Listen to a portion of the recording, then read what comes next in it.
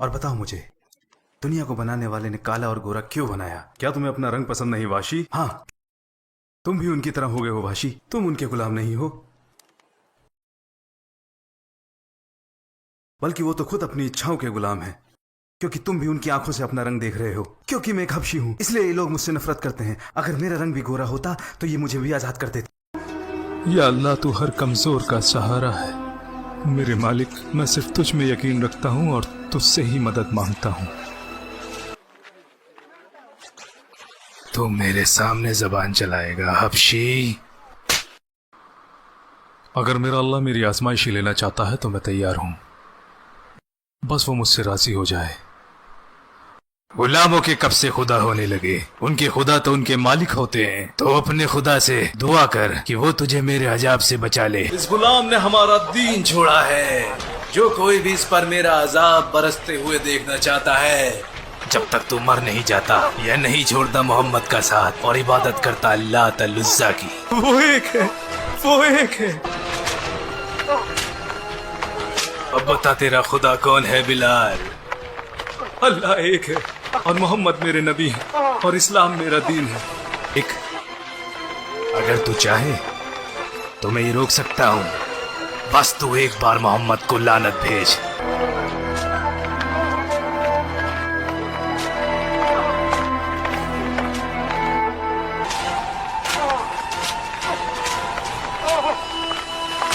वो एक है।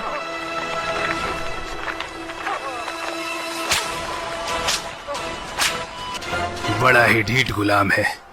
इसकी वजह से आज मुझे बड़ी तकलीफ हुई। एक वक्त तो उसे जुबैर इब्ने मुतीम के गुलाम ने कुछ ही पलों में हरा दिया था, मगर आज उसे ऐसा क्या हो गया? वो तो बड़ा कमजोर दिल था। उस पर मेरी मार का कोई असर ही नहीं हो रहा था। ये इस गुलाम की बड़ी अजीब बात है। क्या उसकी चमड़ी हमारी चमड़ी से ज्यादा सख्त है? हाँ, ये मोहम्मद का किया हुआ जादू है। उसने जरूर उस पर कुछ ऐसा पढ़ के फूका है जिससे उसे तकलीफ ही नहीं होती। मैं उसे ऐसे नहीं जाने दूंगा। या तो वो बोलेगा और या मरेगा। आपने तो आज इस अबू अल हाकम को सुना ही है। अच्छा होता कि अगर आप लोगों के सामने ये सब जाहिर ना करते। अब वो इंतजार में है कि कौन ज्यादा देर टिक पाएगा। तो आज मेरी समझ में आया, जिसके बारे में तुम हमेशा मुझसे बात किया करते थे लेकिन कभी खुलकर सामने नहीं आते थे। मुझे तुम पर शक था। आखिर तुम उनकी बात मान क्यों नहीं लेते? मेरा जिस्म तुम्हारे जिस्म की तरह जरूर है, लेकिन मेरा दिल तुम्हारे दिल से बिल्कुल अलग है। अहमक, तुम पागल हो चुके हो। रहने दो वाशी, तुम आज भी अपने जिस्म से सोचते हो, अपने दिमाग से नहीं। लेकिन फिर मैंने सोचा कि जिसके बारे में अरब आपस में लड़ाई कर रहे हो, उसका गुलामों से क्या लेना देना। तुम मेरे लिए ये सब क्यों कर रहे हो वाशी? तुम मेरी परवाह ना करो। तुम्हारा मालिक तुम्हें यहाँ देखकर बहुत नाराज होगा, जबकि मैं अबू बकर, अब्दुर्रहमान इब्न औफ, उस्मान इब्न अफ़्फ़ान और अली इब्न अबी तालिब के साथ हक के रास्ते पर हूँ। हाँ, क्योंकि तुम दोनों ही गफलत में हो। शायद मैं भी पागल हूँ। क्या गुलामी काफी नहीं थी जो अपने लिए ये आजमाइश पड़ा ली? कितने बदकिस्मत हो तुम। क्या वाकई ऐसा है? मेरा मतलब तुम सब एक बराबर हो, जैसा मैंने पहले भी कहा था। मुझे बस एक ही बात पता है कि तुम भी मेरी तरह गुलाम ही हो। ये इस्लाम है वाशी, ईमान। तुम क्यों नहीं समझते? इसी बात ने तो मुझे परेशान कर दिया कि तुम कैसे इतना अजाब बर्दाश्त कर सकते हो। ये जज्बा तुम में पहले कभी था ही नहीं। अल्लाह तलुज़्ज़ा बेहतर है या तेरे मोहम्मद का रब? एक बार अल्लाह तलुज़्ज़ा बोल दे और फिर मैं तुझे छोड़ दूंगा। वो एक है जहन्नुम, जिसकी तपिश की गवाही मोहम्मद देता है। उससे ज्यादा गर्म ये तपती रेत है या ये सख्त चट्टान। वो एक है, बस एक हर्फ बोल दे, अल्लाह तलुज़्ज़ा। नहीं कहूँगा। सुन बिलाल, तेरे साथ के गुलामों पे जब भी कभी ऐसा जुल्म हुआ है, उन्होंने अपने आप को बचाने के लिए माफी मांग ही ली है। मेरी ज़बान से नहीं निकलेगा। अल्लाह तलुज़्ज़ा, इतना सख्त ना बन। तुझसे ज्यादा सख्त तो ये चट्टान है।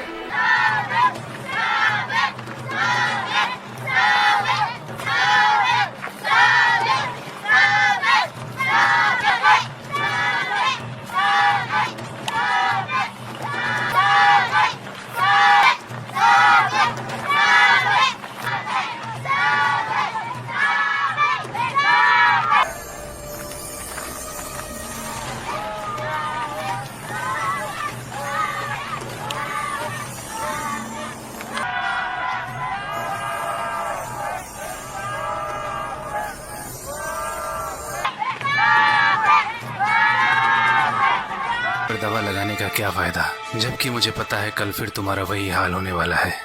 मैं वो कभी नहीं बोलूंगा जो वो चाहते हैं। क्यों क्यों?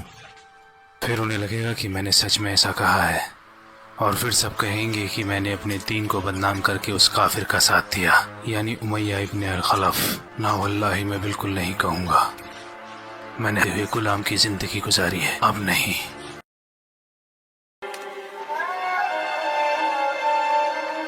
तो ना तू अपने दीन की तरफदारी करना और ना मेरे दीन की मुखालिफत। ये तेरे लिए भी ठीक रहेगा और मेरे लिए भी। अब मैं तुझसे वो पेशकश कर रहा हूं जो पहले कभी किसी मालिक ने अपने गुलाम से नहीं की।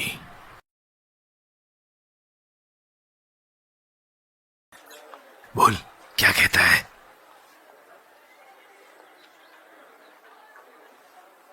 मैं बहुत आगे आ गया हूं बिलाल। अब थोड़ा कदम तो भी बढ़ा ताकि हम बीच में कहीं मिल सके। सच और झूठ के बीच में कुछ नहीं होता, या तो सच होता है या झूठ होता है। मैंने तुमसे पहले ही मना किया था कि हमें यहाँ नहीं आना चाहिए। अब इस गुलाम का रुतबा इसके मालिक से भी ज्यादा हो जाएगा, देख लो। लेकिन जैसा रसूलुल्लाह ने कहा है,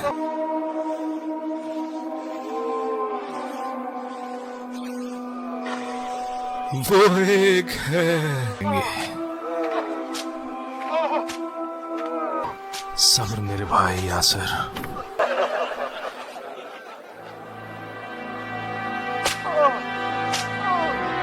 लगता है मर जाएगा।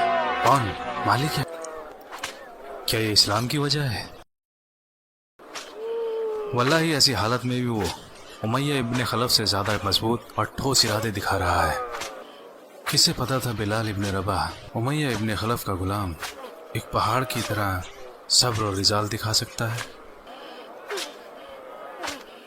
ऐसा सवाल ना करो जिसका जवाब तुम्हें शर्मिंदा कर दे। इस गरीब पर कुछ तो तरस खाओ। ये सब तुम्हारा किया धरा है। इसे मुझे भेज दो, ये बच जाएगा और तुम्हें भी छुटकारा मिल जाएगा।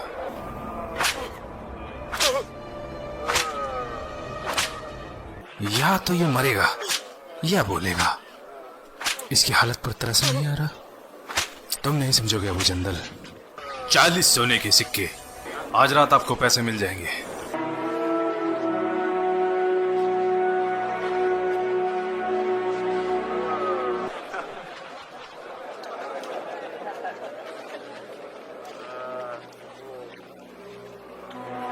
अब ये मेरा गुलाम नहीं रहा। अब ये मेरा गुलाम नहीं रहा। अब चाहे इसका जो भी हो, मैं बच गया। क्या तुम खड़े हो सकते हो? एक सोने के सिक्के के बदले भी उसे मांगा होता तो मैं खुशी खुशी दे देता। बहुत अच्छा अबू बकर,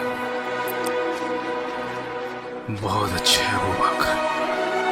सुनो लोगों, मैंने बिलाल को आजाद करा लिया है। ये मेरा भाई नहीं, मेरा दोस्त भी है। मौत ही हमें जुदा कर सकती है। अबू बकर, क्यों अपना पैसा इन कमजोर गुलामों को आजाद कराने में बर्बाद कर रहे हो?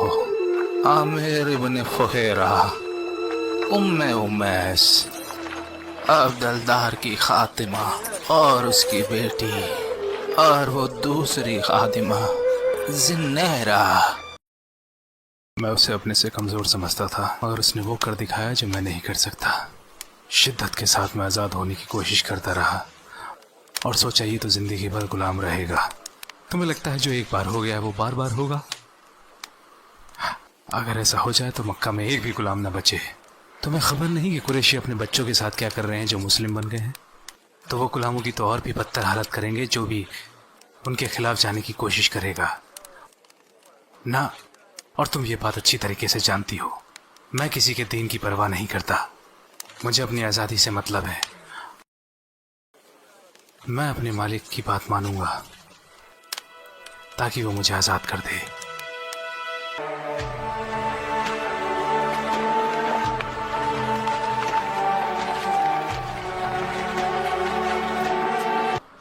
यहां से जाकर उन्होंने अच्छा ही काम किया, खुद को हमारे अजाब से बचा लिया। अब वो हम में से किसी को नहीं बरगलाएंगे। मोहम्मद ने हमारे बच्चों को हमसे अलहदा कर दिया है। सही कहा।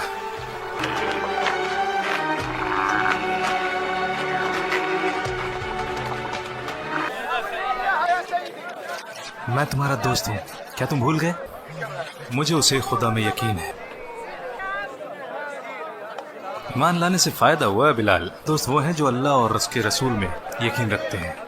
ये यहाँ से शुरू होता है बाशी, और फिर पूरे जिस्म में फैल जाता है। ये वो है जिसे तुम खुद चुनते हो, तुम खुद इसके मुख्तार हो, और कोई तुम्हें इसे नहीं दे सकता। तुम यहाँ क्या करने आए हो? तुम्हारे पास कोई काम धंधा तो है नहीं? मैं लोगों को दीन की दावत देता हूँ। तुम अरबों को अपने दीन की दावत देते हो? क्या इतना काफी नहीं कि तुम अभी महफूज हो? मैं उस खुदा का शुक्र कैसे अदा करूं जिसने मुझे इस दीन का रास्ता दिखाया। मैं अपनी इस खुशी में लोगों को शरीक करना चाहता हूँ। नहीं, मुझे नहीं लगता तुम कभी समझ पाओगे। मेरे लोग यहाँ हैं, यहाँ भाई। क्यों नहीं? जब अरब मुहाजिर बन सकते हैं तो तुम तो वहीं के हो। नहीं, मुझे मुहाजिर नहीं बनना।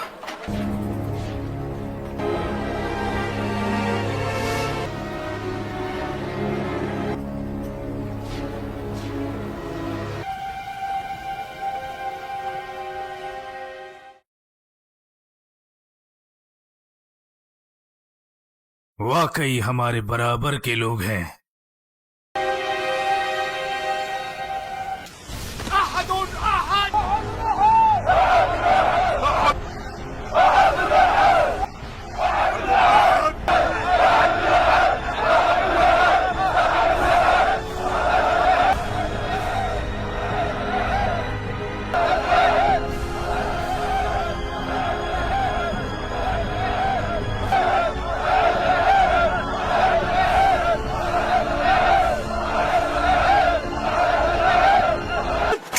बंदी बना लो,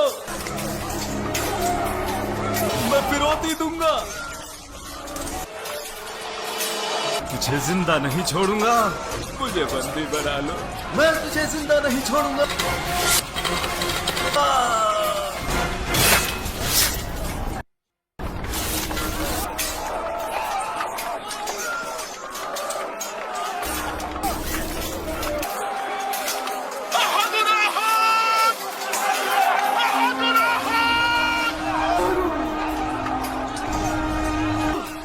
भागो, भागो, भागो।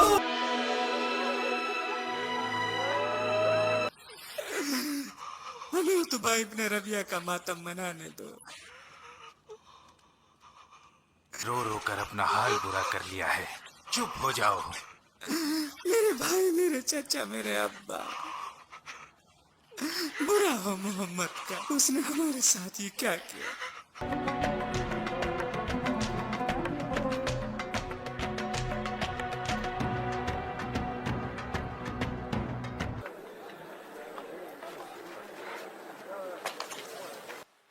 रसूलुल्लाह ने तुम्हारी रिहाई के बदले फिदिया लेना मंजूर किया है। जो जैसे चाहे वो दे सकता है। जिसके पास पैसा नहीं है लेकिन पढ़ना लिखना जानता है, वो मुसलमानों को पढ़ा लिखा सकता है। यही फिदिया होगा।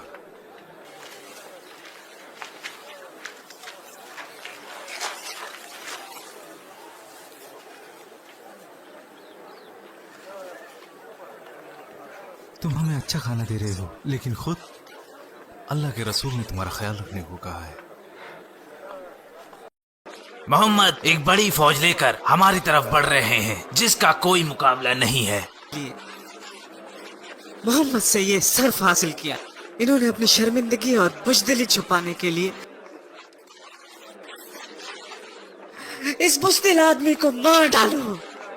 इसने आपको धोखा दिया और तुम्हें तुम्हारे दुश्मनों के हवाले कर दिया। कितने बुरे सरदार हैं आप। अब कौन कुरैश का बदला लेगा?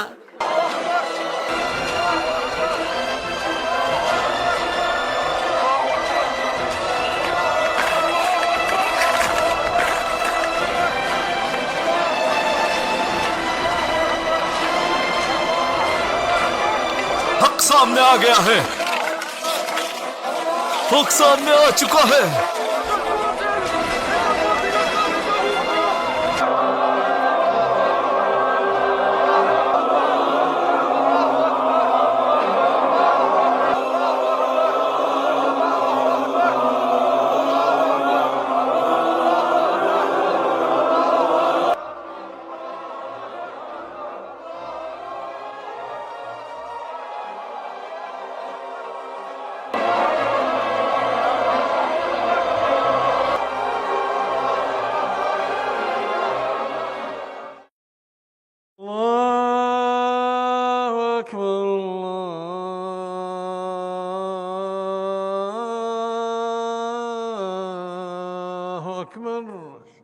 أشهد أن لا إله إلا الله أشهد أن لا إله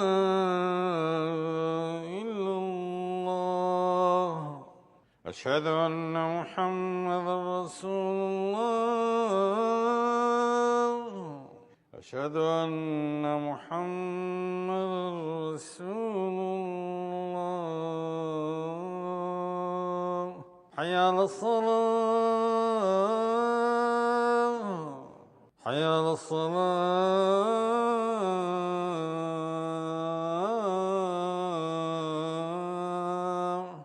حي على الفلاح